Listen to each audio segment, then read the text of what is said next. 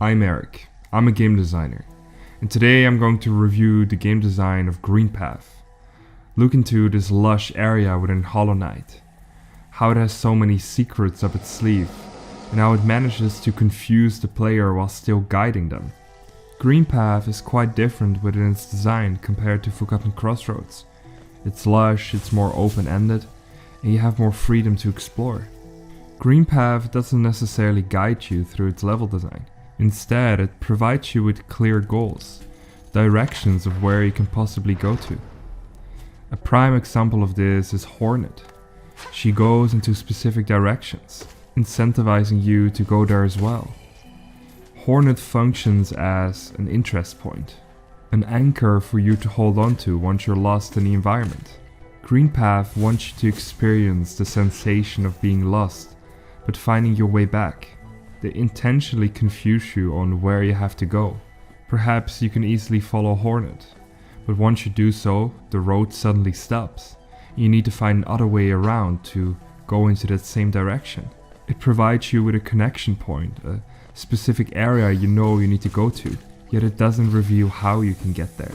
The element of surprise and suddenly entering an area you've been to before but from a different connection provides you with a real sense of exploration, of finding your way back.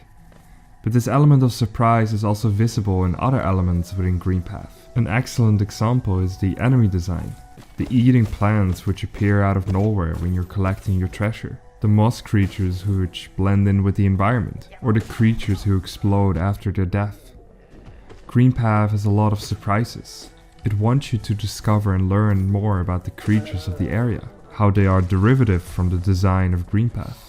Greenpath introduces 3 new secondary mechanics. You have the acid, the vines, and the ropes. Some may have already partially appeared in the Forgotten Crossroads, but Greenpath expands on these ideas.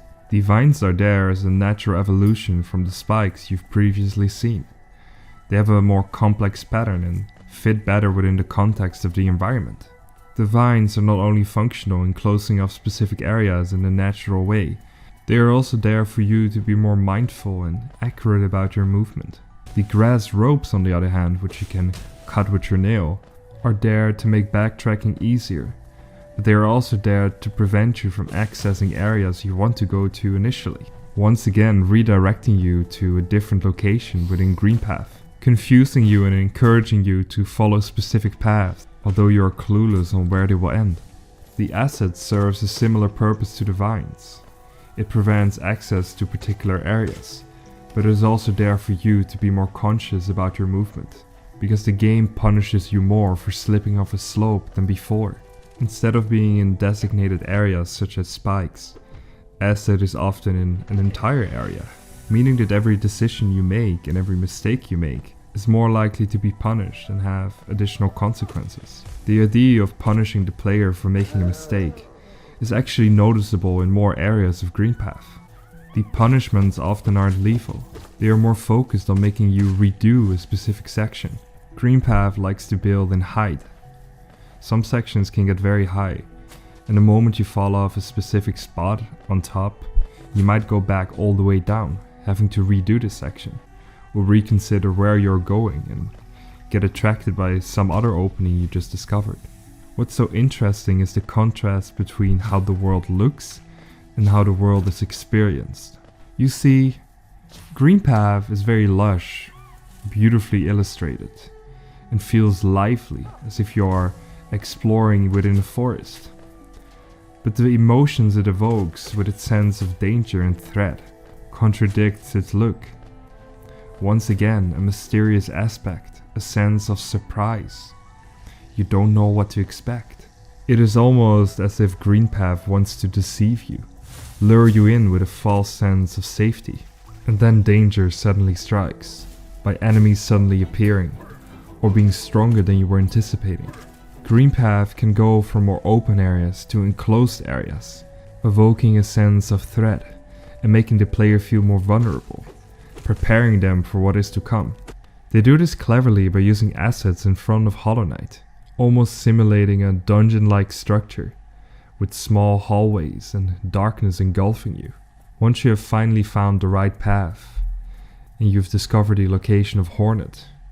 A boss fight ensues. A fight once again taking inspiration from the enemies you've just encountered. Some of her moves are similar to the flies you encountered in Greenpath. They wait and float around, then strike all of a sudden. Hornet is the culmination of everything you should have learned in Greenpath. She might look beautiful and elegant, but she can be oh so dangerous if you don't watch out, just like the environment. Once you have defeated Hornet, you don't only get an insight into the mystery of Hollow Nest, but you also get your first mobility ability. The functionality of the dash is immediately apparent, because through the ensuing level design, they exhibit all the perks to you. The fact that you can now cross larger areas much faster. You can reach higher places by combining it with your jump, or jump over specific dangerous areas. And you can also use it in combat to be more agile. Your experience with Greenpath is entirely different once you've obtained the dash. Everything you used to struggle with before that frustrated you is now so much easier. It makes you feel powerful. The fact that you've just conquered this area, defeated the boss, and gained a new ability which makes traversal less of a hassle, potentially opened up new areas, and provided you more diverse tactics in combat. It is the ultimate reward for your struggles. Thank you so much for watching another episode of Game Designer Plays.